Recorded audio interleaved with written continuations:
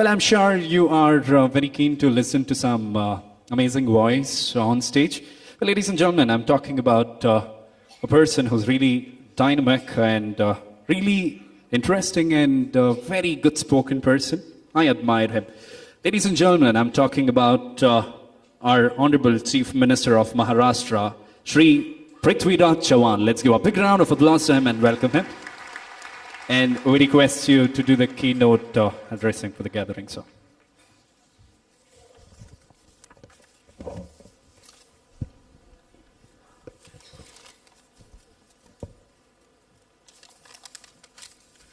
His Excellency Honorable Shri K. Shankar Narayan, Governor of Maharashtra, my dear friend Shri V. Narayan Swamy, Minister of State in the Prime Minister's Office, Minister of State in the Department of Personnel and Public Grievances and Parliamentary Affairs, the Guardian Minister for Aurangabad District, Shri Balasaheb Thorat, the Revenue Minister for Maharashtra, Honorable Shri Harshvardhan Patil, Minister for Cooperation, Mrs. Fauzia Khan, Minister of State, who looks after the portfolio of information technology, among others.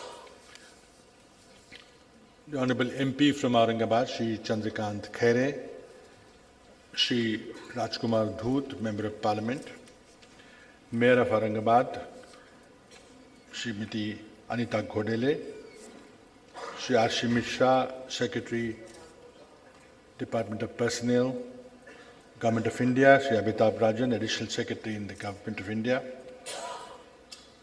Shri Agarwal, Secretary, Government of India, Shri Nitin Karir, Secretary, IT, Government of Maharashtra, Shri Bhaskar Munde, Divisional Commissioner, dignitaries in the dais, distinguished delegates who have come to attend this 14th e-governance conference being jointly organized by the Government of Maharashtra, the Minister of Information Technology, Government of India, and the Department of Personnel, Public Grievances and Pensions.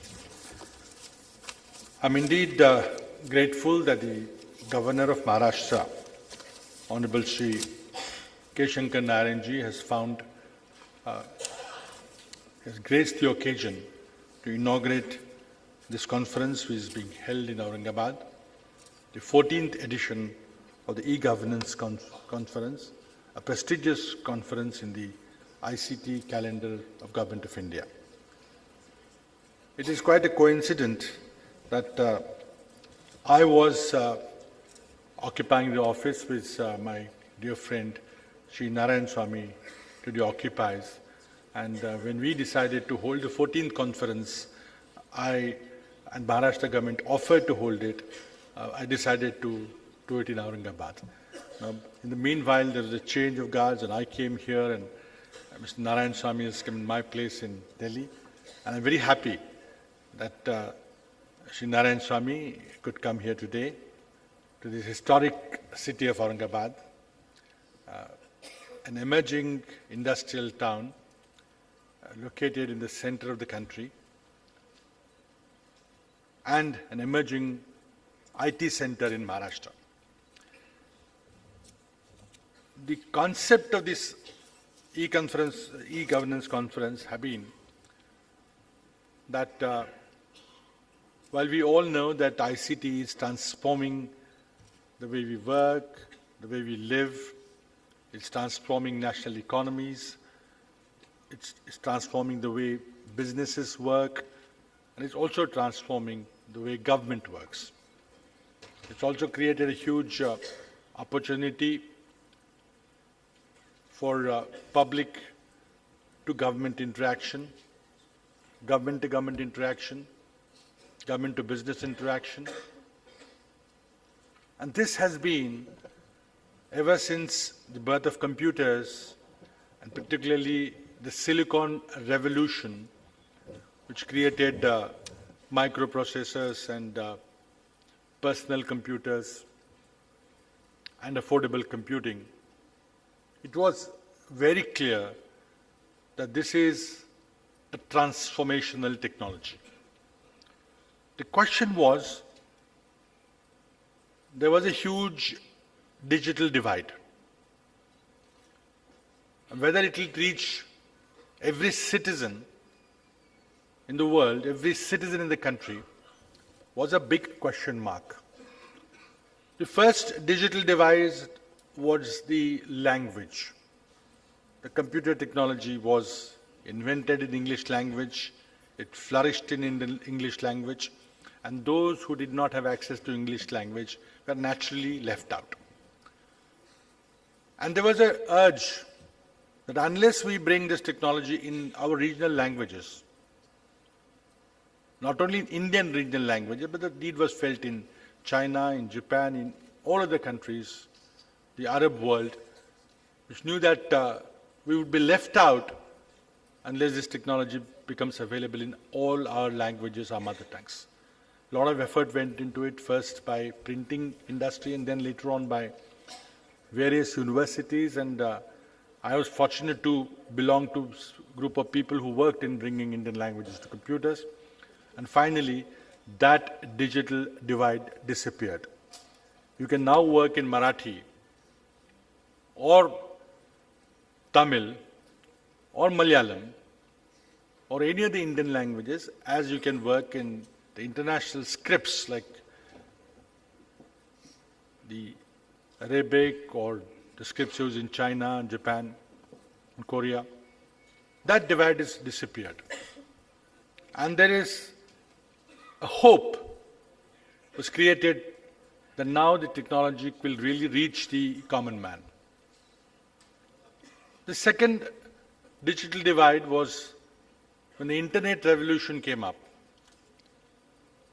It was not possible for everybody to access the net, first when it was only accessible on telephone lines, and then when gradually the wireless technologies emerged, and fiber optics technologies emerged, the digital divide between the haves and have-nots, between the rich urban areas and relatively poor rural areas also began to shrink. And that gap is narrowing every day. As the wireless technologies grow, as the broadband, 3G, 4G technologies appear on the horizon, and you've seen the growth that has happened in the mobile telephony area, and the similar growth is now promised in the broadband access area. And so that divide is also fast disappearing. And now we have a platform where an application, a software application is developed in one corner of the country to solve one particular type of problem. That application can be then carried over to all the parts of the country. The language issues are easily solvable because the user interface can be overlaid on the basic computer software. And what is developed in Malayalam can easily be ported to Marathi, or what is developed here can easily be ported to Telugu. That has now become possible. But since all of us sitting in our offices, in our own ministries, in our municipalities, in our businesses, we all wanted, we are in a great hurry to use computers and the power of ICT, and we started developing applications, bought hardware, got locked into operating systems. And then we suddenly realized that the same application has been developed in every single state of the union. Every business has got some software from one vendor or the other vendor. And there is a huge duplication of efforts, the huge reinventing of wheels, and a lot of effort and money and resources were being wasted. And so a robust application which has worked beautifully in one state or one environment could easily be carried to other environments without everybody else having to reinvent the wheel. And with that concept, the idea of e-governance conference was born, where we invite the stakeholders from all states. Some state offers to host the conference. We are fortunate that Maharashtra was able to host the conference this year. Last year it was Rajasthan. Before that it was Goa. And then we showcase the best practices. There is an exhibition and there are awards. A committee sits and screens and decides which are the best applications which deserve to be celebrated, which deserve to be published, and which deserve to be shared across the country.